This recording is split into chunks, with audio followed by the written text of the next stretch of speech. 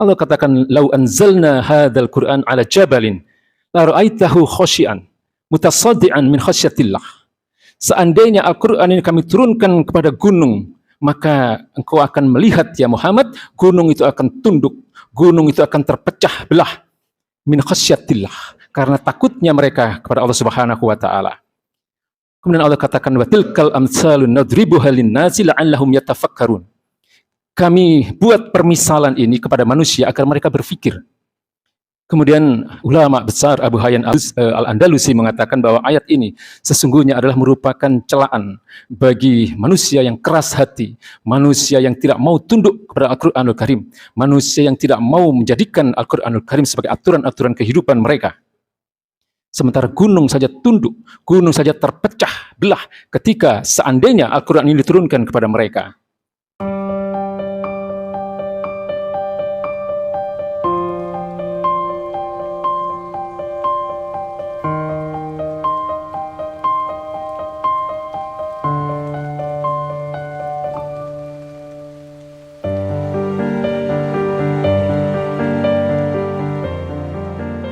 Hadirin ma'asyiral muslimin yang dimuliakan Allah Subhanahu wa taala. Salah satu keistimewaan Ramadan adalah bulan ini menjadi bulan diturunkannya Al-Qur'anul Karim. Maka bulan Ramadan ini disebut juga dengan Syahrul Qur'an, bulan Al-Qur'an. Sebagaimana difirmankan Allah Subhanahu wa taala dalam surat Al-Baqarah ayat 185. Syahrul Ramadan alladzi unzila fihil Qur'an huddal linnas. Bulan ini, bulan Ramadan ini adalah bulan diturunkannya Al-Qur'an sebagai petunjuk kehidupan bagi manusia. Wa bayyinatin minal huda wal furqan. Dan juga sebagai penjelas dari apa-apa yang menjadi petunjuk Allah Subhanahu wa taala itu. Bahkan di dalam banyak hadis, dalam beberapa hadis disebutkan juga bahwa Ramadan bukan hanya menjadi bulan diturunkannya Al-Qur'an, tetapi juga diturunkannya kitab-kitab lain. Kitab Zabur yang diturunkan kepada Nabi Daud. Kemudian juga kitab Taurat kepada Nabi Musa alaihi salam. Lalu juga kitab Injil kepada Isa alaihi salam. Bahkan juga suhuf-suhuf Ibrahim, lembaran-lembaran firman-firman Allah Subhanahu wa taala. Semua itu dalam keterangan hadis disampaikan oleh baginda Nabi, itu pun semua diturunkan pada bulan-bulan Ramadan. Tapi tentu Al-Qur'an berbeda dengan kitab-kitab lain. Al-Qur'an diturunkan kepada nabi terbaik. Al-Qur'an diturunkan dan disampaikan oleh Allah Subhanahu wa taala kepada baginda Nabi besar Muhammad SAW melalui malaikat terbaik, yaitu malaikat Jibril alaihi salam. Dan Al-Qur'an diturunkan di wilayah atau di tanah terbaik, yaitu Haramain, ya, Mekah dan Madinah. Lalu kemudian Al-Qur'an juga diturunkan pada malam terbaik dari seluruh malam-malam yang ada, yaitu yang kita sebut dengan Lailatul Qadar atau malam kemuliaan. Bahkan tidak hanya itu, berbeda dengan kitab-kitab yang lain. Satu hal yang menjadi ciri kekuatan Al-Qur'an adalah keasliannya yang tetap terjaga. Berbeda dengan kitab-kitab lain. Allah katakan, "Inna nahnu nazzalna dzikra wa inna lahu lahafizun." Sesungguhnya kamilah yang menurunkan kitab ini dan kamilah yang menjaga Al-Qur'an ini. Maka tidak ada jaminan keaslian pada kitab-kitab selain Al-Qur'anul Karim yang diturunkan kepada nabi-nabi sebelum baginda Nabi besar Muhammad SAW. Dan yang lebih penting lagi adalah kandungan-kandungan hukum yang ada di dalam Al-Qur'anul Karim. Itu adalah kandungan hukum yang terkait dengan aturan kehidupan yang berlaku hingga akhir zaman. Berbeda dengan apa yang ada di dalam kitab-kitab sebelum Al-Qur'anul Karim. Jadi Al-Qur'an itu berisi, ada hal-hal yang terkait dengan akidah, yang terkait dengan keimanan. Ada hal-hal yang terkait dengan sejarah. Ada hal-hal yang terkait dengan akhlak. Ada hal-hal yang terkait dengan ibadah. Dan ada hal-hal yang terkait dengan aturan-aturan kehidupan yang berupa perintah-perintah dan larangan-larangan dari Allah Subhanahu wa taala. Inilah yang disebut dengan syariat Islam yang kemudian oleh Allah Subhanahu wa taala diwajibkan kepada manusia untuk menjadikan aturan-aturan kehidupan yang bersumber dari Al-Qur'an ini menjadi aturan kehidupan bagi manusia. Maka di dalam surat Al-Baqarah 185 tadi dikatakan bahwa Al-Qur'an ini adalah hudalin nas. Al-Qur'an adalah petunjuk kehidupan bagi manusia. Kalau di dalam surat Al-Baqarah ayat 2 Allah katakan Al-Qur'an ini adalah hudal lil muttaqin. Artinya hanya orang-orang muttaqin, hanya orang-orang yang bertakwa yang menjadikan Al-Qur'an ini sebagai petunjuk dalam kehidupannya. Maka harus dipahami bahwa kewajiban kita terhadap Al-Quran bukan hanya membaca, bukan hanya menghafal, bukan hanya memahami kandungan maknanya, meskipun semua itu berpahala yang sangat besar. Tetapi juga harus kita sadari bahwa menjalani kehidupan ini sesuai dengan petunjuk-petunjuk Al-Quran, sesuai dengan petunjuk-petunjuk Allah Subhanahu wa Ta'ala yang ada di dalam Al-Quranul Karim, itu adalah menjadi satu kewajiban besar dalam kehidupan kita sebagai kaum muslimin. Para ulama mengatakan ini adalah adzamul wajibat, kewajiban yang paling agung. Ulama yang lain mengatakan ini adalah tajul furud, mahkota kewajiban. Kemudian Imam Al-Ghazali mengatakan ini adalah afdalul wajibat, kewajiban yang paling utama.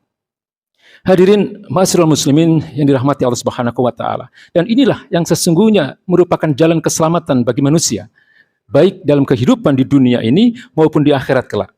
Sebaliknya, jika manusia berpaling dari Al-Quran, jika manusia tidak menjadikan Al-Quran ini sebagai panduan dalam kehidupan mereka, maka Allah pun berikan ancaman-ancamannya di dalam Al-Quran itu sendiri. Allah katakan, وَمَنْ أَعْرَضَ عَنْ ذِكْرِي فَإِنَّ لَهُ مَعِيشَةً ضَنْكًا.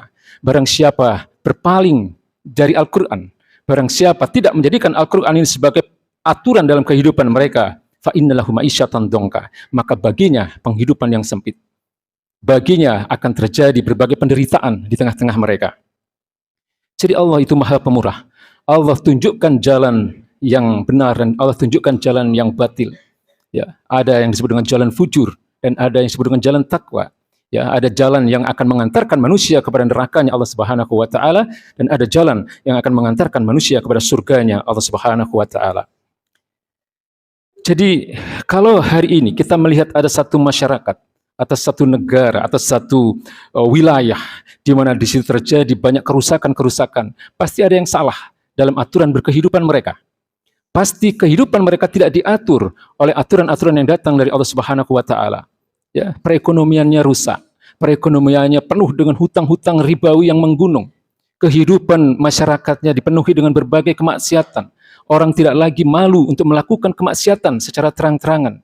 Kemudian ketidakadilan dalam hal hukum misalnya, pasti ada yang salah dalam kehidupan yang seperti itu. Maka tidak bisa kemudian kita melihat rahmatan lil alamin pada masyarakat yang seperti itu. Mungkin mayoritas masyarakatnya beragama Islam, tapi Islam sebagai rahmatan lil alamin, sebagaimana difirmankan oleh Allah Subhanahu wa Ta'ala, "Wa ma arsalnaka illa rahmatan lil alamin." Tidaklah aku utus engkau Muhammad kecuali menjadi rahmat bagi seluruh alam. Ini tidak bisa kita saksikan. Dan tidak bisa pula kita melihat tingginya Islam dibandingkan dengan keyakinan-keyakinan yang lain. Sebagaimana apa yang disampaikan oleh baginda Nabi, "Al-Islamu ya'lu wa la yu'la alaih." Islam itu tinggi dan tidak ada yang lebih tinggi darinya. Tidak bisa kita lihat ketika Islam hanya diterapkan secara sebagian-sebagian, bahkan hanya sebagian kecil, yaitu hal-hal yang terkait dengan persoalan-persoalan individu saja. Ya. Hadirin ma'asyiral muslimin yang dimuliakan Allah Subhanahu wa Ta'ala. Kemuliaan Al-Quran ini telah tegas sebagai aturan kehidupan ditunjukkan dan difirmankan oleh Allah Subhanahu wa Ta'ala dalam surat Al-Hasr ayat 21. Allah katakan, "Lau anzalna hadzal Qur'an 'ala jabalin la ra'aitahu khashi'an mutasaddian min khasyatillah." Seandainya Al-Qur'an ini kami turunkan kepada gunung, maka engkau akan melihat ya Muhammad, gunung itu akan tunduk, gunung itu akan terpecah belah min khasyatillah, karena takutnya mereka kepada Allah Subhanahu wa Ta'ala. Kemudian Allah katakan, "Wa tilkal amsalun nadribuha lin-nasi la'allahum yatafakkarun."